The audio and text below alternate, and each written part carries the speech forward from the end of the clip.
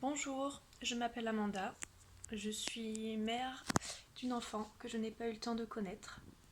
Je suis ce qu'on appelle une mamange, puisqu'il n'y a pas vraiment de termes qui ont été créés pour des personnes vivant des choses comme moi, et comme beaucoup d'autres personnes en France, en Europe et dans le monde.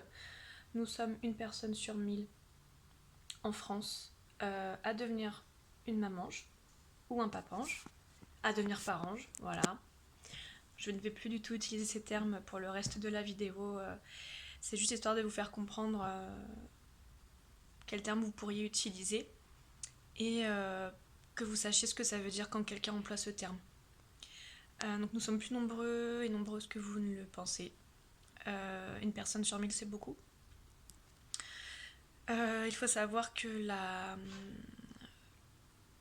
l'accouchement est la première cause de mortalité chez les jeunes femmes en France. Je ne fais pas cette vidéo pour me faire plaindre et pour faire plaindre d'autres parents. Je la fais pour qu'on lève une bonne fois pour toutes ce putain de tabou sur le deuil périnatal, parce qu'il y a un tabou énorme. Lorsqu'on devient maman, notre entourage change. Certains sont trop gênés pour pouvoir continuer à nous parler de notre enfant ou pour pouvoir rester normal avec nous. On ne sait pas quel geste et quelle attitude adopter face à des parents.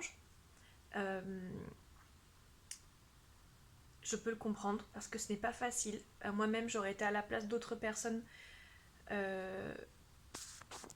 Peut-être que j'aurais réagi de la même façon. Voilà, ce n'est pas du tout des reproches que je fais.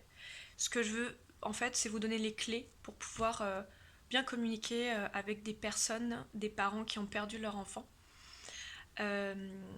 Donc le deuil périnatal, c'est quelques temps avant la naissance, à la naissance ou quelques jours après. On peut même aller jusqu'à 2-3 ans, il n'y a pas vraiment de normes. De toute façon, dans ce genre de souffrance, on ne peut pas vraiment normaliser en termes d'âge d'enfant ou pas. Voilà, c'est vraiment quand l'enfant est prêt à arriver dans le ventre ou à la naissance ou jusqu'à 2 ou 3 ans. Ce qu'il faut bien comprendre, c'est que cet enfant est une personne, était une personne. Cet enfant, ce n'est pas parce qu'il n'a parfois pas vu le monde, la vie, parce qu'il n'est pas sorti du ventre, que ce n'était pas une personne à part entière. C'était un bébé. C'est l'enfant d'une personne. Moi, ma fille, elle est décédée à 2 semaines du terme dans mon ventre. C'est une personne à part entière. C'est mon premier enfant. Ce sera toujours ma première fille et je l'aimerai toute ma vie. Son prénom, c'est Orlan. Et oui, elle a un prénom. Donc, un enfant qui n'a pas vu le jour a le droit d'avoir un prénom et surtout, il mérite d'avoir un prénom.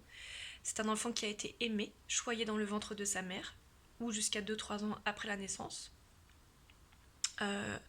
Ce n'est pas quelque chose qu'on peut remplacer. Voilà. Donc là, dans l'image de présentation de cette vidéo, je vous ai mis un petit résumé parce qu'en fait il y a beaucoup plus de phrases que ça, mais ça vous donne déjà une petite idée. Je vous ai mis un petit résumé des choses qu'il vaut mieux éviter de dire et ce qui est préférable d'accepter et de dire à des parents qui ont perdu leur enfant. Donc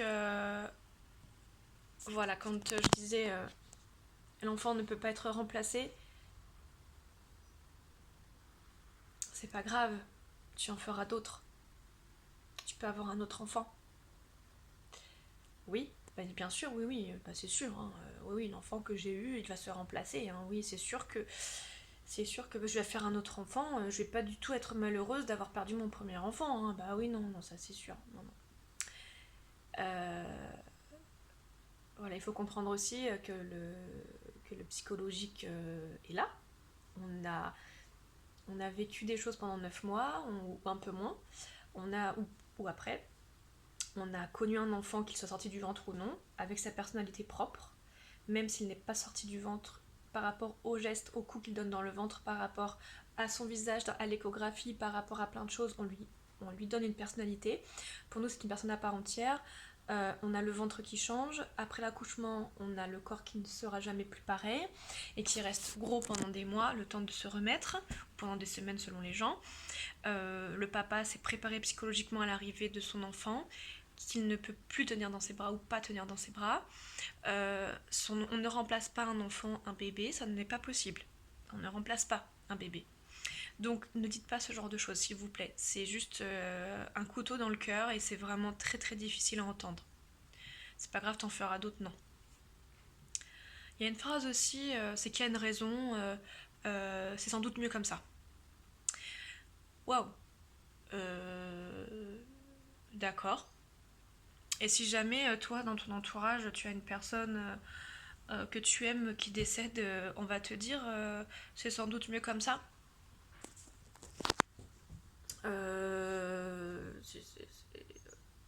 C'est quand même particulier. Sans plus que là, voilà, c'est un enfant qui était à venir, un bébé, et qui est censé mourir beaucoup plus tard que ses parents ou ses grands-parents. Voilà. Ça fait très très mal quand on entend ce genre de choses. C'était sans doute mieux comme ça. Ah oui, oui, bah non, moi je préférais avoir mon bébé dans les bras en fait. Ça serait mieux comme ça en fait.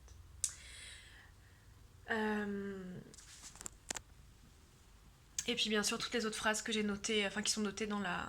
Mais c'est vraiment un résumé, il y a beaucoup d'autres choses. Et puis il y a, voilà, comme je disais tout à l'heure, le fait de nommer l'enfant, c'est quelque chose de très important. Moi j'ai besoin d'appeler ma fille par son prénom. Ce n'est pas une chose, ce n'est pas un enfant parmi tant d'autres, c'est mon enfant, c'est ma fille, je l'aimerai toute ma vie. Donc euh, quand vous me parlez de ma fille, ou quand vous parlez de l'enfant de quelqu'un qui a perdu son enfant, appelez-le par son prénom. Quand on dit... parce que sinon, c'est vraiment... On dépersonnalise l'être, et c'est extrêmement douloureux. Déjà que l'être n'est pas là, déjà qu'on subit son absence, on doit en plus subir le fait qu'on oublie son prénom, qu'on dit pas son prénom. Non, c'est intolérable. C'est intolérable. La personne qui a perdu son enfant ne sera jamais vraiment tout à fait la même, ou le même. Même si souvent on fait semblant. Voilà, il faut bien continuer à vivre, hein, on va pas... On est bien obligé pour notre entourage, pour nous-mêmes, et puis la vie est quand même merveilleuse. Voilà, donc on fait tout pour être bien, pour vivre correctement. La plupart d'entre nous, on fait tout pour ça.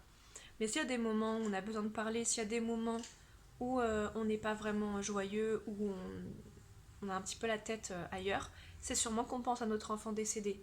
Donc accepter qu'on ne soit pas tout le temps souriant, qu'on ne soit pas tout le temps comme on était avant. On ne pourra jamais être comme avant. On a vécu un traumatisme, on a besoin de penser à notre enfant. On a des moments de vague à l'âme, on a des moments de tristesse. Il faut que vous l'acceptiez. Je pense que je vous ai fait un petit résumé.